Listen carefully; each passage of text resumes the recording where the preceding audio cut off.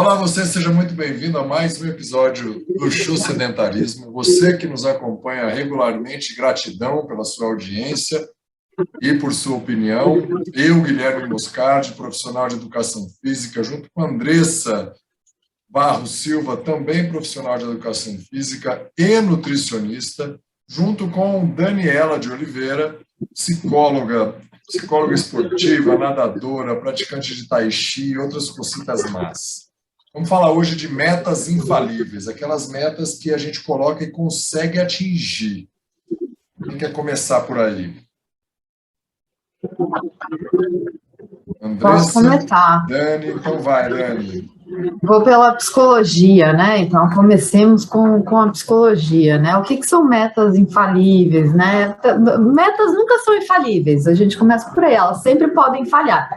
A questão é, quando a gente pode reformar, né, as nossas metas, né? Então, a gente coloca uma meta como um objetivo, mas a gente pode sempre mexer na nossa meta, né? Para que ela se encaixe um pouco mais. Como que a gente faz uma meta, então, que a gente corra menos o risco, né, de falhar e tenha que mexer menos nela, né? Então, a gente fala daquelas metas SMART, né? O que são as metas SMART lá? O que são os objetivos SMART, né? Eles têm que ser específicos, ou seja, não é, eu quero emagrecer. É muito vago, né? Quantos quilos, né? Como, em quanto tempo, outra coisa, outro fator. Ela precisa ser temporal, né? Então, ela tem que ser específica, ela tem que ser mensurável, eu tenho que poder medir de onde eu estou saindo para onde eu estou chegando, né? Tem que ser, então vamos lá, específica, mensurável, alcançável, tem que ser algo que esteja dentro do meu... né, da minha possibilidade, né, dentro da minha capacidade de fazer, né? Ela tem que ser relevante, ou seja, a minha meta tem que ter sentido para mim, então não posso fazer porque os outros acham legal, né? Tô fazendo porque minha amiga tá fazendo também, tipo, opa, calma lá, qual a relevância na sua vida disso? O que isso é importante para você? E tem que ter um tempo a ser cumprida, não é aquela meta que, vamos deixar aí a meta aberta, a hora que a gente alcançar a meta, a gente dobra a meta. Isso não funciona muito, né? Porque a meta é aquela cenourinha, né, que a gente vai colocar para a gente ir atrás, né? É o que vai nos motivar, é o estímulo para que a gente se motive para conseguir alcançar algo. Então, é bom que a gente tenha um determinado tempo. Aquele trabalho sem prazo, né, ele não sai nunca. Um trabalho sem prazo, a gente nunca dá prioridade para ele, a gente sempre coloca né, a gente sempre coloca para o final da fila das nossas prioridades. Então, é bom que as nossas metas tenham um prazo. Acho que eu já cobri isso, faz com que a gente, né, a chance da gente ter que mudar uma meta quando a gente segue essas 5 características, ela fica muito menor, né? A gente diminui bastante, né, a probabilidade que a gente tenha que mudar algo na nossa meta. Show de bola. A ideia é exatamente por aí, né? Smart, então está escrito aí, se você estiver dirigindo, correndo, andando de bicicleta, tomara, passando aspirador na casa, depois clica no descritivo do podcast que está aí. O Smart é do esperto em inglês, então por isso que é específico, porque é em inglês specific, daí tem a tradução toda, enfim. Andressa, a meta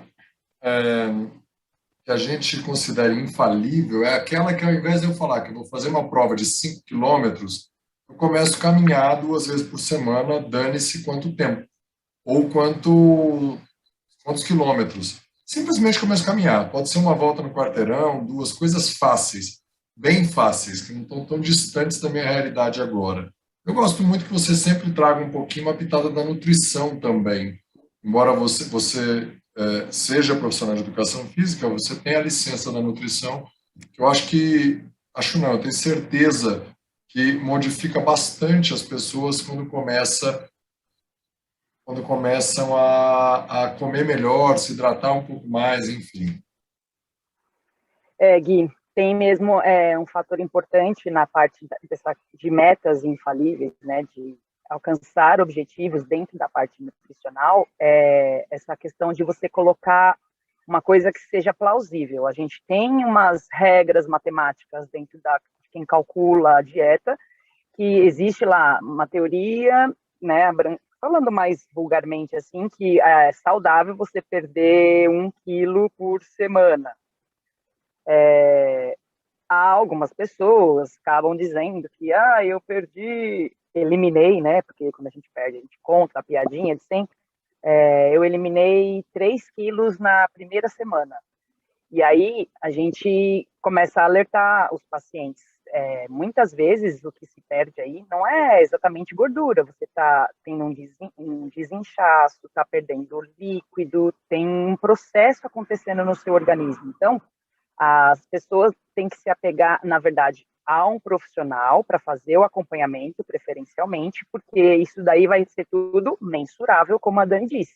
A gente tem a avaliação inicial, tem a avaliação no processo, existe uma meta inicial também, e aí, dependendo de como é o cotidiano da pessoa, você precisa perder X quilos para você entrar no seu peso saudável, mas vamos colocar como meta 1/4 desse peso só para tal mês, e aí a gente vai acompanhando a sua evolução e vamos reduzindo, reeducando. O ideal seria que fosse uma reeducação alimentar ao longo do processo, porque tudo que é muito drástico, a pessoa pode até perder peso, mas ela vai acabar não raciocinando, não aceitando aquilo ao longo do tempo, e assim que ela alcança o objetivo, ela volta tudo de novo, porque ela acha que ela está liberada a se alimentar da maneira que bem entende. Agora eu já estou bem, eu posso fazer isso, isso e aquilo. Assim como, por exemplo, muitas pessoas acham que podem se dar o presente de tomar um coquetel X, comer o doce Y, porque foram para a academia e gastaram X horas lá. E aí, no final, o que você está fazendo é só mantendo tudo igual. Porque é uma conta, é matemático, é simples, é direto. Então, assim, a gente tem que tentar ter o profissional acompanhando e dizer, olha, se você faz esse X de atividade física, você vai ter um gasto calórico, né, tanto. O ideal é que você não passe dessa quantidade de caloria no dia. Se você sentir vontade, a gente pode buscar trocas e, né, opções, mas para ser uma coisa contínua, a evolução ser contínua, tem que seguir, mantém com o plano, stick to the plan. Não dá para você ficar fugindo, dando aquela, só uma, rapidinho, e o jeitinho brasileiro para essas coisas, não dá. Metas infalíveis são aquelas que são seguidas mesmo. Você tem que ter um protocolo, um acompanhamento, um objetivo, tudo numerado, específico, e não tem erro daí para frente. Muito bem. Você me fez lembrar que a gente, de um modo geral, os brasileiros são muito criativos. Isso é uma verdade. Por outro lado, muitas vezes a gente vê algum programa americano e as pessoas falam, nossa, mas é tão ridículo, é tão fácil, é tão simples. E na maioria das vezes também é verdade. A diferença é que eles cumprem. Eles fazem o simples conforme está escrito. E aí, curiosamente, costuma dar certo.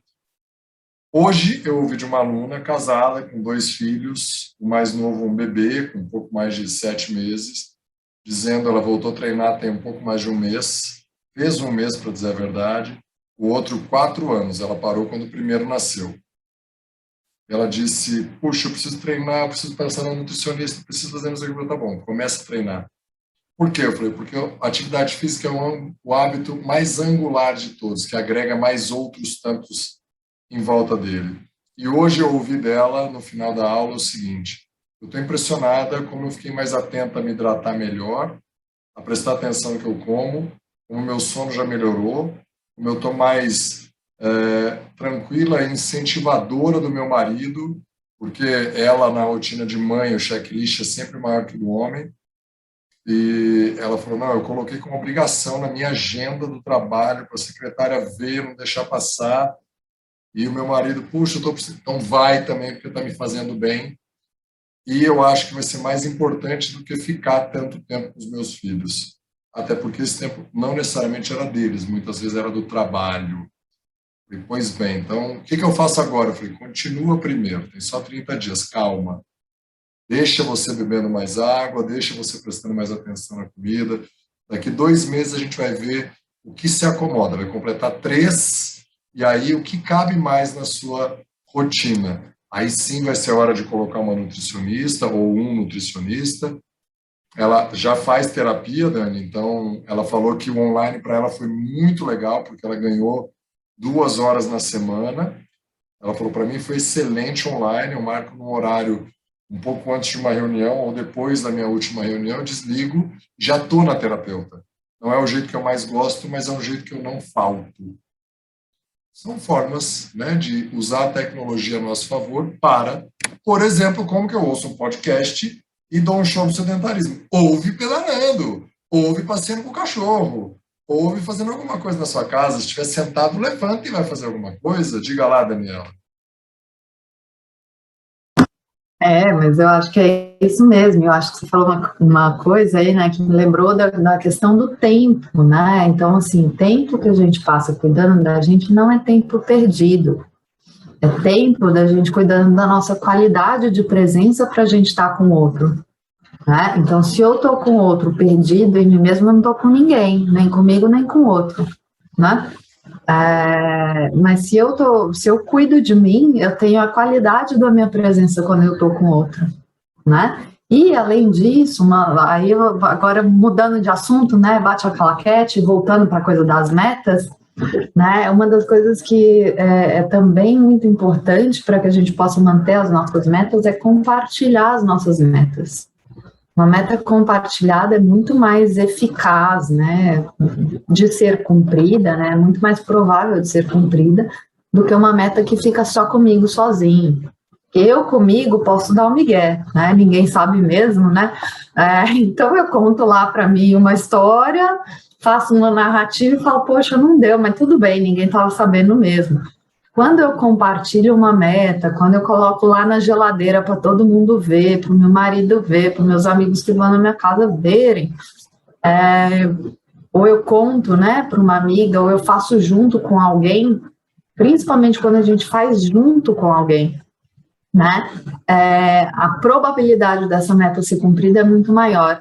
Por isso que até esporte individual a gente tem time, né, a gente tem time de natação, a gente tem clube de natação, a gente tem time de corrida, porque até no esporte individual, quando a gente faz junto, a probabilidade da meta acontecer é muito maior.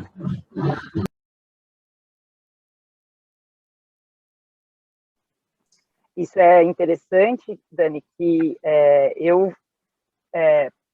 na verdade, assim, eu sempre estimulo, por exemplo, eu tenho um casal de alunos, o homem, né, está bem acima do peso, a gente conseguiu alcançar um tempo atrás o objetivo, diminuímos bem, ele ficou feliz da vida, nunca consegui chegar, acho que em 20 anos eu não tinha alcançado esse peso, é muito legal. E aí, como eu disse, relaxou, voltou à rotina, ao cotidiano, que é sair, jantar, comer, cliente, não sei o quê, subiu tudo de novo o peso, constante dor nas costas, e aí a esposa fala, olha, não é só por causa de mudar toda hora de colchão e ir para hotel, não.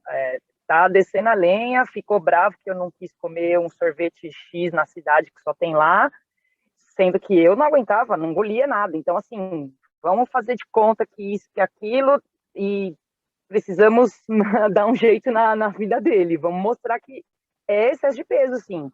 Então, a gente entra fazendo avaliação de novo, e aí vamos elaborar um plano alimentar.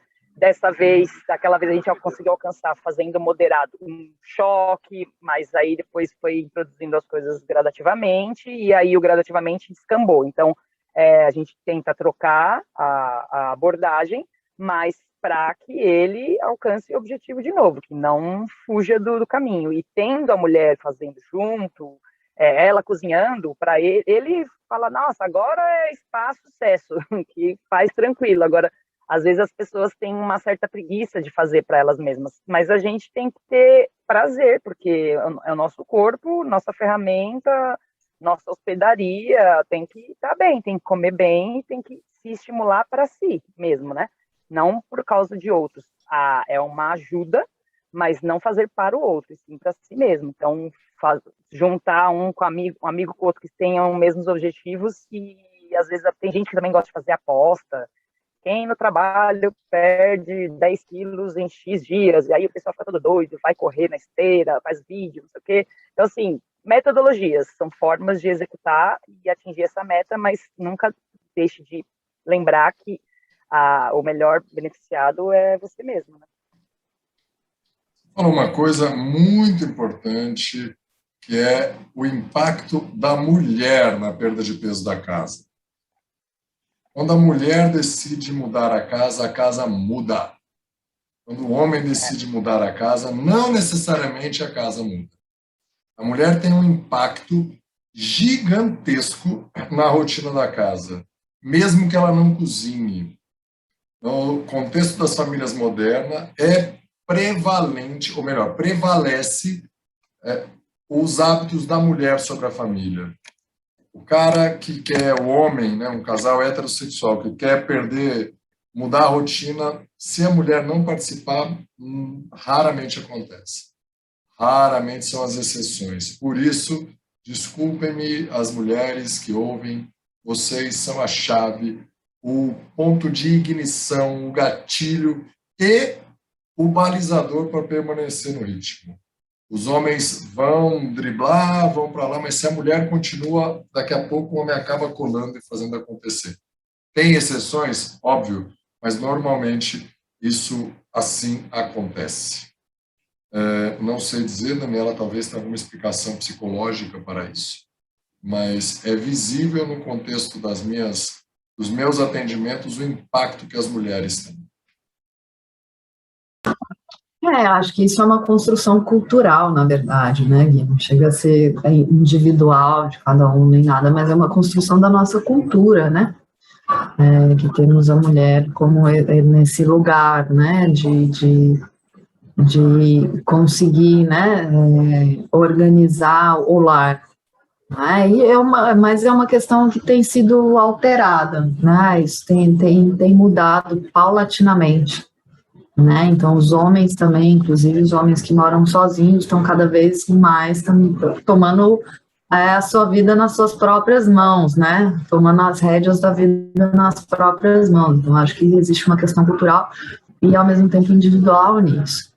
Então, como cada um de nós, independente de gênero, sexo, etc., como cada um de nós pode se responsabilizar pela nossa própria existência, pela nossa própria vida, por como a gente constrói a nossa vida, né? Lembrando que cada momento que a gente constrói a nossa vida cotidianamente, a gente também está desenhando a nossa morte, né? O quanto de qualidade a gente vai ter, o quanto de longevidade a gente vai ter. Então, é um assunto um tanto importante, né?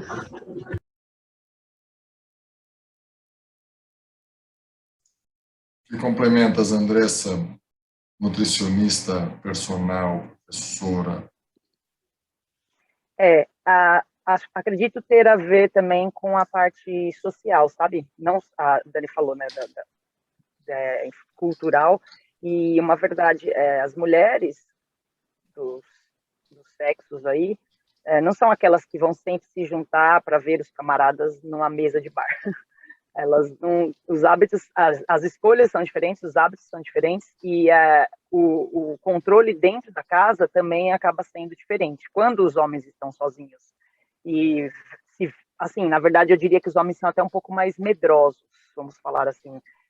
Se um homem ouve do médico que ou você faz isso ou você não vai durar muito tempo, porque você precisa tomar cuidado com isso, o cara toma um chacoalhão e entra na linha.